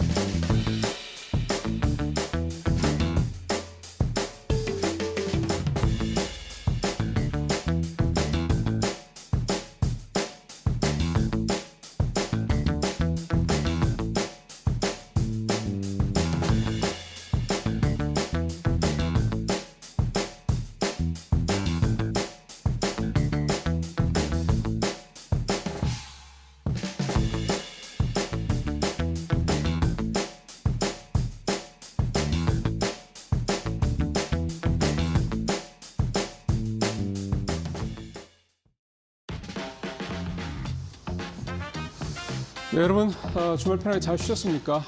주말에 비도 오고 날도 뭐 좋고 근데 어쨌든 봄 같은 생각이 좀 들더군요. 따뜻하기도 하고요. 바람도 많이 불고 편안한 주말 보내시길 바라겠습니다. 자, 또 새로운 한 주 시작됐죠? 5월 19일 월요일입니다. 오늘 이데일리 신문 어떤 기사들이 나왔는지 좀 보겠습니다. 네, 오늘 뭐 당연히 경제지 톱 기사는 이걸 겁니다. 미국의 신용 등급이 108년 만에 강등이 됐다. 무디스죠. 참고로 무디스는 최대 주주가 버크셔 해서이라고 하더군요. 무디스가 이제 미국의 최고 등급을 박탈을 했습니다. 앞에서 뭐 얘기를 잘 하셨겠으면 히스토리컬하게 보면 2011년도에 이제 피치가 그 다음에 2023년도 대략 한 1년 반 전이죠. 그때 이제 S&P가 국가신용등급을 최고 등급에서 한 단계, 트리플 A에서 이제 한 단계 내려서 AA1으로 이제 내렸고, 이번에 이제 무디스가 역시 이제 마지막 남았던 최고 등급을 부여하던 신용평가 기관이 이제 내렸습니다. 그래서 역시 이제 AA1으로 내렸고, 중요한 거는 2011년도도 그렇고, 2023년도도 그렇고, 이번에도 그렇고, 신용평가사들이 미국의, 그러니까 기축통화국인 미국의 이 신용등급을 최고 등급에서 이게 강등한 그 이유가 같다라는 겁니다. 결국 미국의 이 적자 문제, 재정 적자 문제를 얘기를 좀 하는 거죠. 2023년도에 특히 더 그랬고, 이번에도 마찬가지죠. 무디스도. 특히 이제 이번에 무디스가 신용등급을 강등한 그 배경 가운데 또 봐야 될 거는 역시 이 미국 공화당이, 그러니까 미국 정부가, 트럼프 정부가 감세 정책을 추진하고 있는 게, 물론 이제 하원에서 공화당 내 반환표가 나오면서 지금 일단 한풀 꺾이긴 했습니다만 계속 추진하겠죠. 트럼프 대통령이 이제 공약이기도 하니까 이제 그 부분이 더 이제 어떻게 보면은 이제 자극을 했다라고 좀 볼 수도 있을 것 같습니다. 26.2조 달러, 우리 돈 5경 730조 원의 지금 누적 적자 이게 쌓여 있죠. 여기다 연간 2조 달러의 재정 적자가 나오고 있는데 현재 GDP의 6%. 근데 이게 한 몇 년 뒤에, 2, 3년 뒤에는 GDP의 9%까지 더 한 퍼센트 포인트나 더 늘어날 것이다라는 그런 전망이 나오고 있는 상황에서 이쯤 되면 이제 의회가 나서서 행정부가 돈을 좀 과소비를 하는 거죠. 막 다 쓰니까 야, 너네 이렇게 쓰면 안 돼라고 브레이크를 걸어줘야 되는데 그 의회마저도 지금 감세안을 추진을 하고 있으니까 신용평가기관 입장을 봤을 때는 이대로라서는 안 되겠다라는 뭔가 강력한 시그널, 경고음을 내야 된다라고 판단했다 이렇게 봐야 될 것 같습니다. 여기 지금 부제도 나옵니다만 트럼프 감세 정책이 통과가 되면 3.3조 달러의 부채가 추가가 된다. 이렇게 얘기를 좀 하고 있는 거죠. 이렇게 되면 사실은 아무리 미국이 기축통화국이라고 해도 이제 감당할 수 없을 정도의 이제 적자 상태가 된다라는 것이 이제 무디스의 판단이었다라고 좀 볼 수가 있는 건데요. 지금 그 올해 기준으로 연간 그 재정 적자, 그러니까 미국이 이제 적자를 낸 거, 국채 발행한 이런 것들에서 내는 이제 이자죠. 이자가 이미 국방비를 넘어섰습니다. 국방비도 넘어선 걸 수치를 보니까 국방비가 8,200억 달러 되면은 이자가 8,600억 달러 정도 되니까 훨씬 높더군요. 그러니까 1년 예산의 예를 들어 3분의 1 가까이가 이자 가운데 들어간다. 그게 정상적인 살림살이라고 볼 수는 없는 겁니다. 이제 그런 부분들에 대해서 계속 경고음이 드리는 거고요. 이제 그런 부분이 이제 어느 쪽으로 이제 뭔가 파열음을 내느냐. 역시 이제 가장 중요한 게 채권 시장이죠. 일단 미국의 30년물 국채 금리가 5% 넘나들고 있습니다. 그 다음에 10년물 국채 금리도 지금 4.5% 거의 좀 근접을 했죠. 4.5% 넘을 가능성이 좀 높고요. 작년인가요? 4.7% 육박을 했을 때 이제 시장이 붕괴된다 이런 우려가 막 나왔었는데 그때도 뭐 연준이 개입을 하긴 했습니다만 이번에도 4.5% 넘어가기 시작하면 분명히 지금 시장은 미중 관세 합의 이것 때문에 좀 비교적 평온한 모습을 보이고 있지만 분명히 시장에 생채기 정도면 다행일 거고 생채기가 아니라 잘못하면 봉합 수술을 해야 될 정도 수준의 큰 어떤 변고가 있을 수도 있다. 이런 우려들이 계속해서 나오고 있습니다. 채권 시장이 한번 무너지기 시작하면 주식 시장이랑은 다릅니다. 주식 시장은 V자 반등이라는 게 있지만 채권 시장은 V자 반등이라는 게 없습니다. 잘해야 나이키 모양처럼 나오는 거거든요. 그러니까 그만큼 그만큼 채권 시장의 붕괴는 정말로 위험한 거기 때문에 이런 부분들도 좀 시장에서 우려하는 목소리도 좀 나오고 있다고 볼 수가 있겠습니다. 앞서 그 마켓 시그널 두 앵커분들이 잘 말씀해 주셨겠습니다만 2011년도 때는 S&P 500이 6.7% 급락을 해서 그때는 충격이 컸죠. 처음이었으니까. 근데 2023년도 S&P가 등급을 내렸을 때는 1.3% 떨어졌거든요. 그때는 국채 시장도 비교적 안정적이었고. 그럼 이번에도 이제 2023년 수준을 따라갈 거냐 이 부분은 모르죠. 뚜껑을 이제 오늘 저녁에 이제 열어봐야 되는 거니까. 다만 이제 지금 상황이 그때랑 항상 모든 게 다 같지는 않기 때문에 그러니까 기본적으로 이 재정 적자의 사이즈가 너무 커졌다라는 거에 대해서는 똑같은 점이지만 그 당시와 지금 상황이 좀 다르다라는 거는 지금은 일단 관세 리스크라는 부분이 좀 있고 그 다음에 금리를 좀 연준은 내리려고 하는 상황에서 전반적으로 인플레가 좀 계속 좀 자극이 좀 되는 그런 상황이다 보니까 불확실성이 커지고 있다라는 점 이런 점들이 이제 시장에서는 뭔가 좀 변수로 작용할 수 있다. 이게 긍정적인 쪽으로 가느냐 부정적인 쪽으로 갈 것이냐 뚜껑은 열어봐야 됩니다. 하지만 어쨌든 현재 상황으로 봤을 때는 만만치 않은 상황이 좀 진행이 되고 있다. 이걸 좀 말씀을 드릴 수가 있겠습니다. 자, 두 번째는 이제 증권면으로 와서요. 주간 증시 전망 좀 보죠. 사실은 연결되는 얘기입니다. 국가신용등급이 떨어진 이 상황에서 과연 우리 시장이 좀 어느 정도의 부담을 잘 극복할 것이냐 이 얘기가 되는 건데요. 2011년도나 2023년도 때는 우리 시장이 충격이 좀 제법 컸습니다. 미국 말고 우리 시장 얘기하는 거죠. 이게 아무래도요, 미국이 흔들리게 되면 우리 같이 미국 의존도가 너무 높은 나라다 보니까 경제 이 구조 자체가 원달러 환율은 급등하죠. 그러니까 좀 원화 가치 떨어지고요. 그 다음에 성장률도 부진해질 수밖에 없고, 그 다음에 수출도 뭐 부진해지고 등등등 뭐 좋은 거. 펀더멘털리하게 거시경제적으로 좋을 게 별로 없긴 합니다. 이제 그런 부분들이 이제 이번에 다시 한번 시험대에 오르고 있다. 오늘 아침에 나온 증권사들 전망들을 보면 뭐 긍정적으로 보는 데도 있지만 또 부정적으로 보는 데도 있기 때문에 사실은 모르죠. 뚜껑을 역시 열어봐야 되는 부분이긴 합니다. 자, 그래서 이번 주는 근데 신용등급 문제가 돌발 악재이긴 한데 미국 시장이 계속 오른 데 따른 또 우리 시장이 계속 오른 데 따른 이 단기 급등에 대한 단기 랠리에 대한 부담까지 또 사실은 안고 있습니다. 이 부분이 좀 겹쳐 있기 때문에 조금 이제 신중하게 좀 봐야 될 것 같은데 우리 주시장 5주 연속 좀 상승을 했고요. 지난주에도 코스피가 1.9%가 올랐습니다. 최근 한 달 새 2200까지 떨어져서 큰일 났다 싶었던 코스피가 2600까지 다시 좀 반등을 한 상황이고요. 그러니까 좀 단기간에 오른 데 따른 피로감을 이제 느끼고 뭔가 조금 분위기가 조금 이제 가라앉을 때가 됐다는 얘기가 좀 되는 거죠. 다만 이제 외국인이 계속 사고 있다라는 점, 이달 들어서 이틀 빼고는 계속해서 좀 코스피를 사고 있다라는 점은 긍정적입니다. 지난주에도 1조 원 좀 넘게 순매수를 하기도 했고요. 이번 주에 뭐 경제 일정들은 앞서 자세히 말씀을 하셨기 때문에 저는 이제 간단하게 훑기만 하겠습니다. 19일 날 이제 오늘 밤에 나오겠죠. 컨퍼런스 보드 경기 선행 지수. 이것도 계속 좋지는 않습니다. 잘 아시는 것처럼. 그 다음에 우리 내일 20일 날 1일에서 20일까지 수입 수출 지표 나오고요.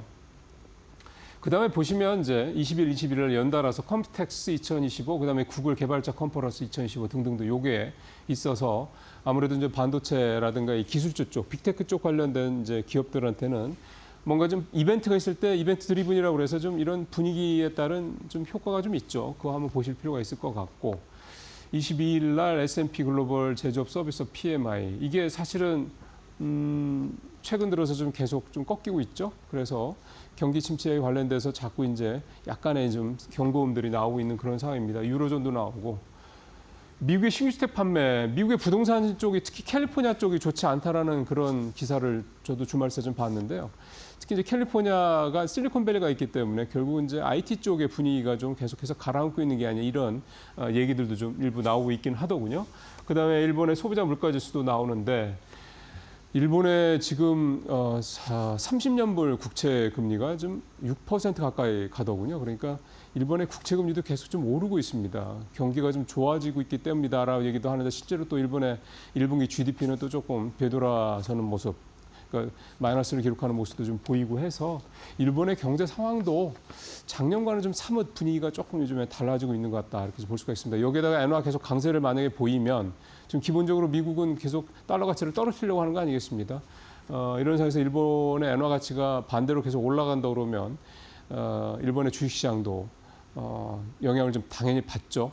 엔화 가치가 급등했을 때, 엔달러 환율이 즉 떨어졌을 때 일본의 주식시장이 타격을 받는 것들을 계속해서 봐왔기 때문에 일본도 펀더멘탈도 조금 흔들리고 있다는 점, 그다음에 엔화 강세 때문에 주식시장도 흔들리고 있다는 점, 그런 부분들이 좀 일본도 좀 눈여겨봐야 될 부분이라고 볼 수가 있겠습니다.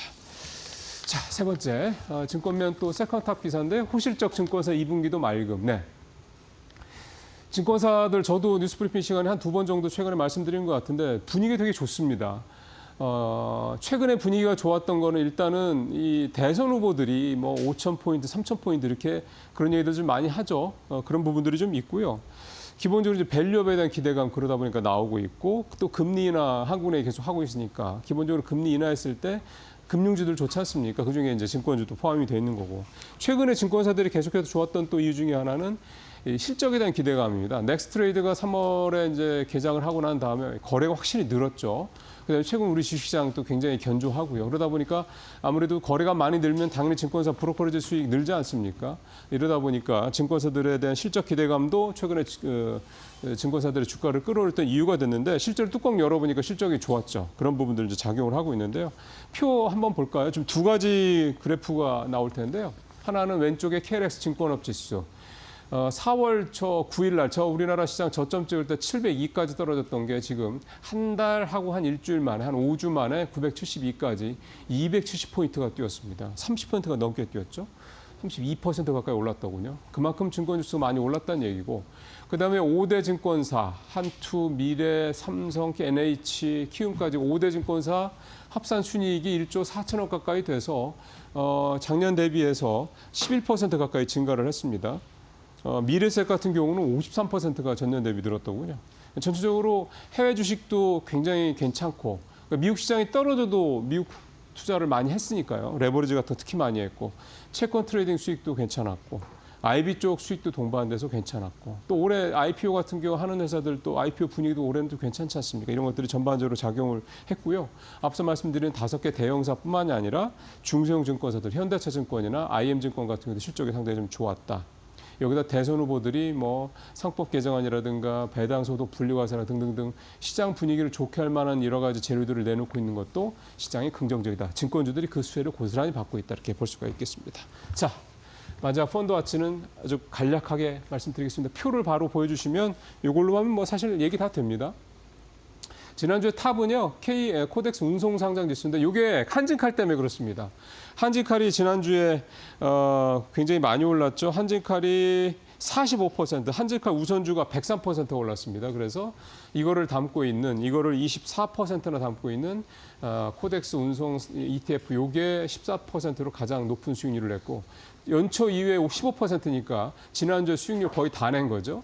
그 다음에 이제 신재생 에너지 쪽 계속 좋습니다. 뭐 태양광, 풍력 이쪽 계속 좋죠.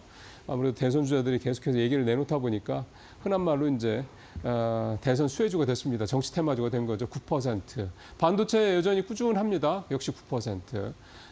4위도 이제 신재생 에너지 쪽이고, 그 다음에 5위도 반도체 레버리지 쪽 7% 이렇게 가까이 해서 반도체 운송은 뭐 사실은 약간 돌발적인 게 좀 있고, 재생에너지하고 반도체 쪽이 좋다 이렇게 봐야 되는 거고요. 지역별로 보니까 브라질이 5.4%, 브라질이 요즘에 트럼프 관세 리스크의 최대 수혜국이다 뭐 이런 얘기까지 나오고 있어서 좋고요.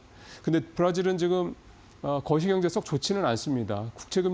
금리는 계속 올라가는데 이 거시가 안 좋아지면 환율이 헤아라가 또 떨어질 수 있거든요. 그렇게 되면 환차 손도 있을 수 있기 때문에 그거 감안하셔야 되고요.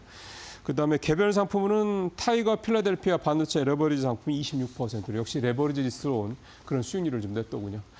자, 오늘 뉴스프림 여기서 마치도록 하겠습니다.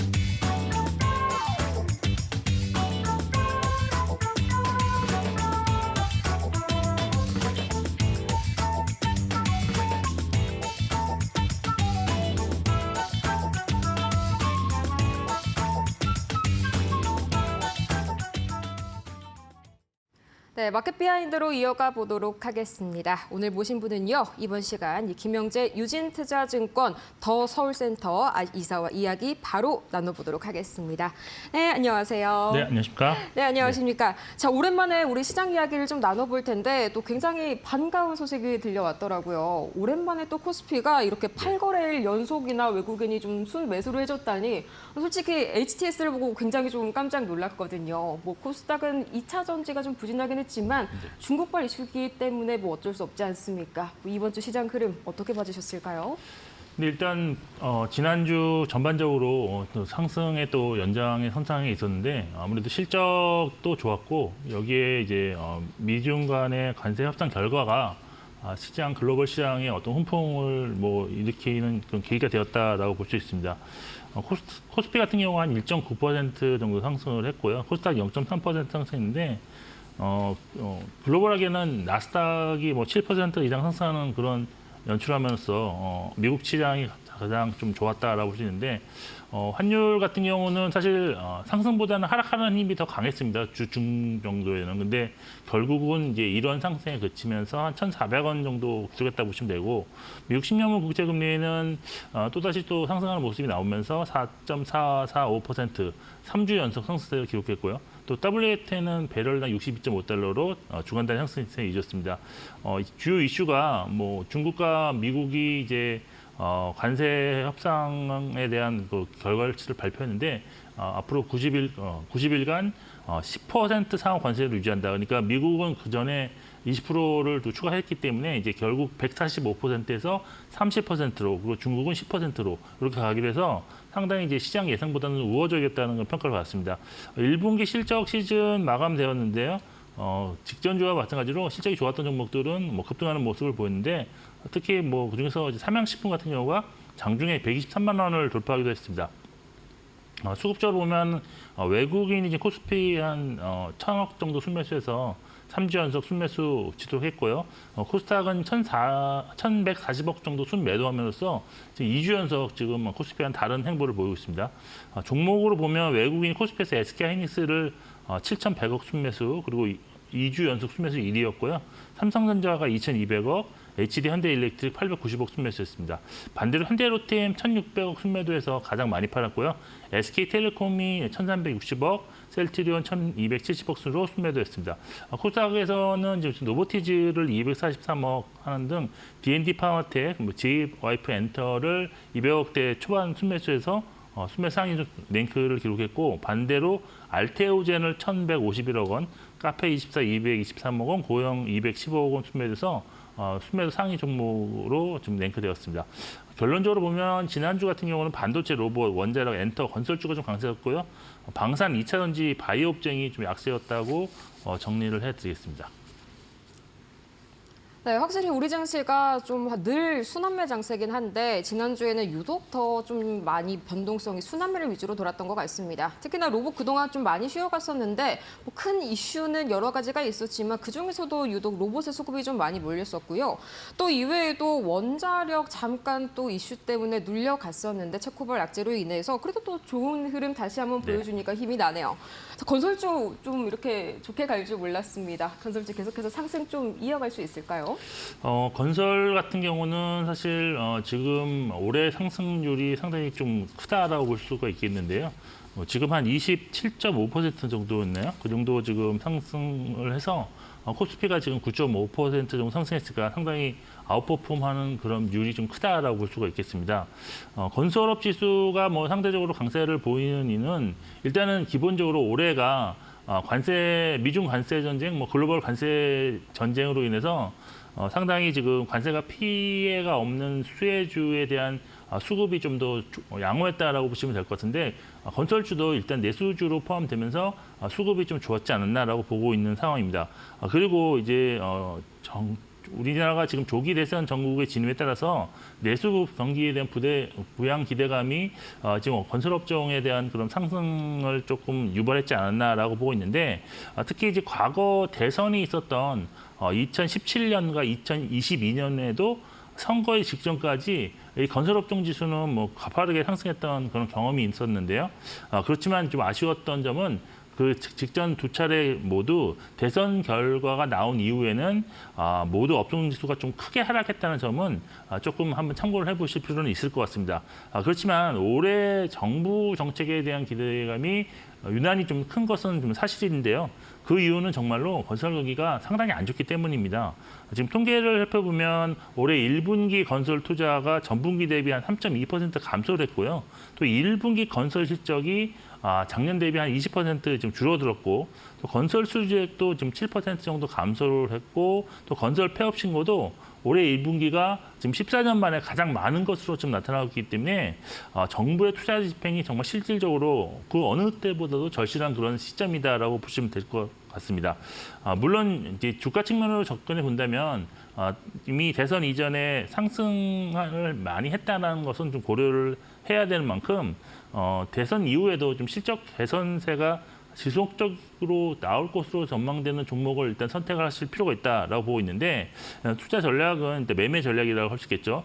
대선 이전까지는 일단은 기존에 보유하고 있는 종목을 홀딩하는 것은 좀 가져가시고, 그 이후에는 좀 주가 흐름을 좀 관찰하시면서 좀 대응이 필요할 것인데, 일단 실적 개선세가 뚜렷하게 1분기까지도 나오고 있는 그런 종목들, 그리고 향후에도 전망이 좋은 종목들은 지금 시장 내에서는 현대건설과 DL, ENC가 있다는 점도 좀 참고하시면 좀 좋을 것 같습니다. 네, 정말 건설주 이렇게 완벽한 설명, 완벽하게 정말 이해가 갔습니다. 이대로 죽을 순 없다. 정말 건설주에게 지금 어울리는 말이 아닐까 싶네요. 자, 그러면 이번 주 주요 이벤트들 또 어떤 게 있을지 투자 전략 한번 세워봐야겠는데요. 우선요, 이제 가장 먼저 제가 눈에 띄었던 거는 이제 젠슨항 관련 이슈가 하나 있잖아요. 네. 20일 컴퓨텍스 2025 개막에서 이제 키노트가 있는데, 이게 과연 좀 저번에 이 GTC 2025 키노트 그것과 좀 비슷한 파급 효과를 지닐지, 이게 좀 가장 먼저 궁금하네요. 근데 사실 뭐 파급 효과를 뭐 미리 예측하기 상당히 어렵다. 그래서 어떤 얘기가 나올지 모르기 때문인데, 따라서 일단 이런 이벤트가 있으시면 관심권에는 항상 넣어두면서 어떤 뉴스가 나올 때 가장 먼저 빠르게 움직이는 종목들을 좀 단기적인 접근 방법으로 접근하는 게 좋다. 저는 그렇게 보고 있는데, 따라서 이벤트는 이제 어떤 이벤트가 있는지 보시고 그것이 어떻게 더 파급 효과가 있을 것이다 이렇게 예상하시는 거는 조금 앞서가시는 것 같고, 반응이 어떻게 나오는지 그에서 후에 대응하시는 것이 조금 더 좋지 않나라고 보입니다. 이번 주는 저는 뭐 단기 상승에 따른 숨고르기는 나올 가능성이 있는 그런 한 주다라고 보고 있는데, 가장 중요한 이슈는 지난 금요일 장 마감 이후에 미국에서 발표되었던 신용등급이 하락에 대해서 시장이 어떻게 해석을 하느냐에 따라서 상당히 이것이 좀 변동성이 확대될 것이냐, 그것이지 않을 것이냐가 좀 결정될 것으로 보고 있습니다. 먼저 주요 이벤트 보시면 오늘이죠. 중국의 4월 실물지표 세 종류가 발표되는데, 소매 판매, 산업 생산, 고정자산 투자 수치가 발표되는데, 중국이 이제 경기 부양 정책이 어떤 성과를 내고 있는지 좀 확인할 수 있는 것 같고요. 만일 부족할 경우에는 또 추가적인 부양책 기대감이 나올 것으로 보고 있습니다. 그리고 이제 내일인데 이제 오늘 이제 기조연설을 제인슨 엔비디아 CEO가 하는 말씀드린 그 컴퓨텍스 2025가 대만에서 개최된다. 그리고 이제 21일에는 5월 20일까지의 국내 수출입 통계가 발표되는데, 앞서 발표한 10일까지의 통계가 미국 관세 영향이 상당히 좀 크게 나타나는 것으로 보여서 예상보다 상당히 안 좋았습니다. 그래서 이번 발표는 좀 개선세가 나타나는지가 관전 포인트가 될 것이다라고 보시면 될 것 같고, 그리고 20일에는 뭐 미국 제조업 서비스 PMI 속보치가 발표됩니다. 그리고 일단 미국 신용 등급 하락과 관련해서 사실 글로벌 시장 반응이 이번 주 핵심이라고 말씀드렸는데, 지금 현재 전문가 의견들은 좀 양분되고 있다라고 보시면 되겠습니다. 근데 저는 이제 따로 점검해볼 포인트는 이거다라고 좀 말씀드리고 싶은 것이, 이번 신용 등급 하락이 처음이 아니라는 점, 그리고 지난 2021년도와 2011년도의 S&P 그리고 2013년에 피치가 신용 등급만 한 대 강등했고, 이번에도 이제 무디스가 마지막으로 강등을 했는데, 그렇지만 등급 전망은 이제 안정적으로 변경했다는 점도 좀 보실 필요가 있습니다. 그리고 이번 무디스의 신용 등급 강등 원인이 사실 뭐 크게 뭐 새로운 건 아니고, 미국의 재정 적자와 부채가 증가하고 금리에 따른 뭐 이자 지급이 현저하게 증가했다, 뭐 이런 건데, 이런 사실들은 사실 시장에서 충분히 인지하고 있던 사안이고, 이런 점을 또 완화하기 위해서 지금 트럼프 대통령이 관세 협상을 하고 있고 또 금리도 낮추려고 하는 것이 아닌가라고 저는 개인적으로 보고 있습니다.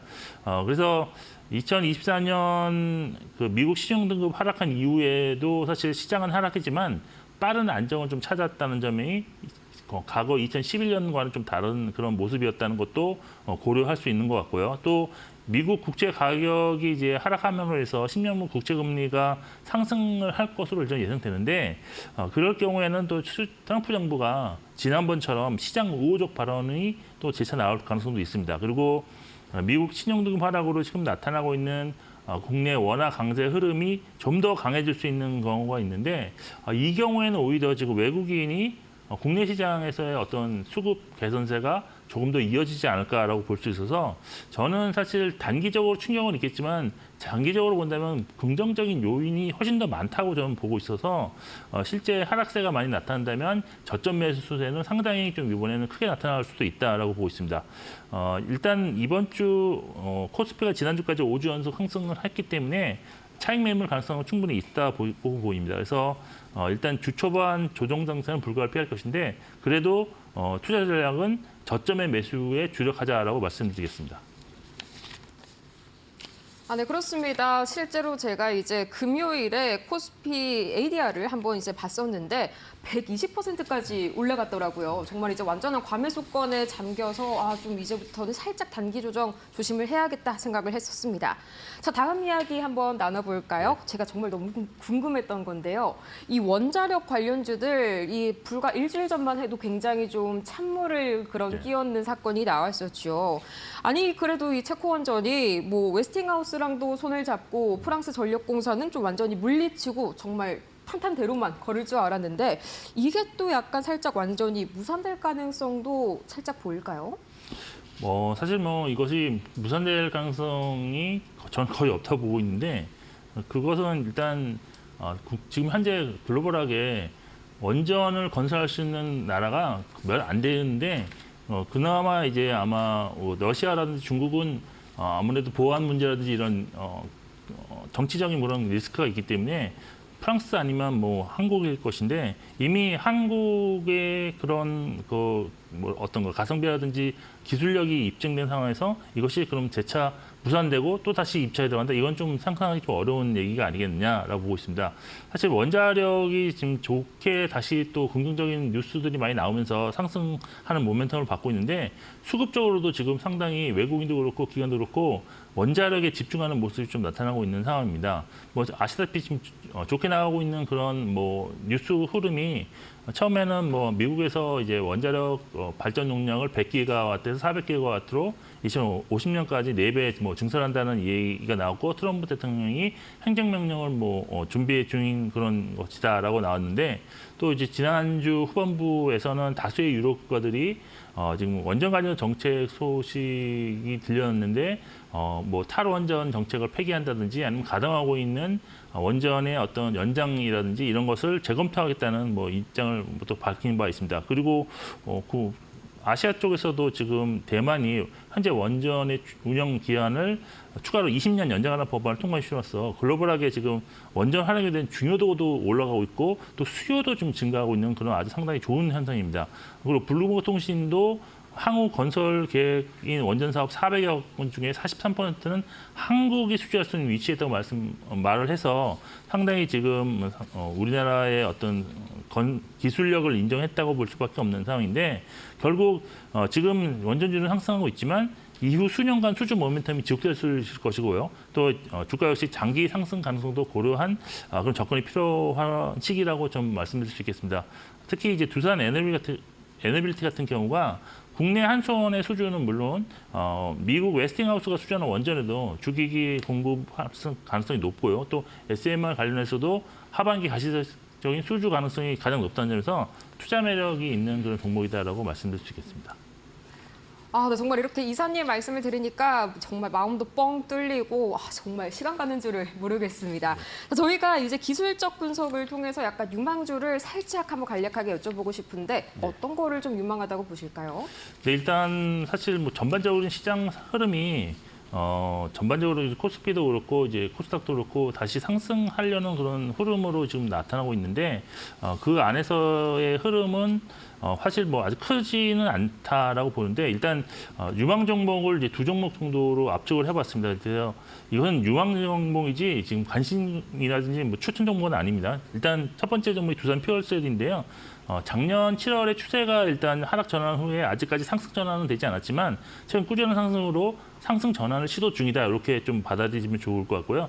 수급적으로도 지금 4월 이후에 기관 외국인이 동시에 지금 순매수를 보여서 수급도 좋고 근데 이제 실적은 아직 적자를 보이고 있는데 적자폭 축소가 좀 예상됩니다. 그리고 수주만 보고 된다면 신규로 작년에는 75메가와트 수주였는데 올해는 150메가와트 수주로 좀 크게 개선될 전망입니다.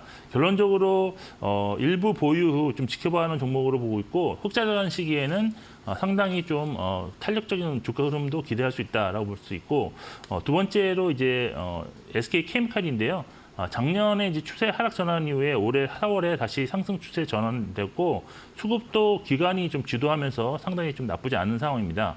1분기 영업이익이 지금 242억 기록하면서 조기 흑자 전환에 성공했는데 기술적 진입 장벽인 코폴리에스터 제품 수요가 증가함에 따라서 향후 실적 개선 가능성이 좀 크다고 보고 있습니다. 현재 주가가 지금 내년 예상 실증 기준으로 PER 한 8.2배 수준인데요. 눈일목에서 좀 신규 진입을 고려해도 무방한 종목으로 판단하고 있는 그런 종목입니다. 정말 이 두산 퓨얼셀 그리고 SK 케미칼 두 가지 모두 차트가 굉장히 절치부심을 하고 있네요. 자, 이렇게 오늘 지금까지 유진투자증권 서울 WM센터 저희 김영재 이사와 함께했습니다. 수고하셨습니다. 네, 저희 마켓 시그널이 준비한 소식 오늘은 여기까지입니다. 저희는 다음 이 시간에 더 유익하고 알찬 소식 들고 찾아오도록 할게요. 오늘도 함께해 주신 여러분 고맙습니다.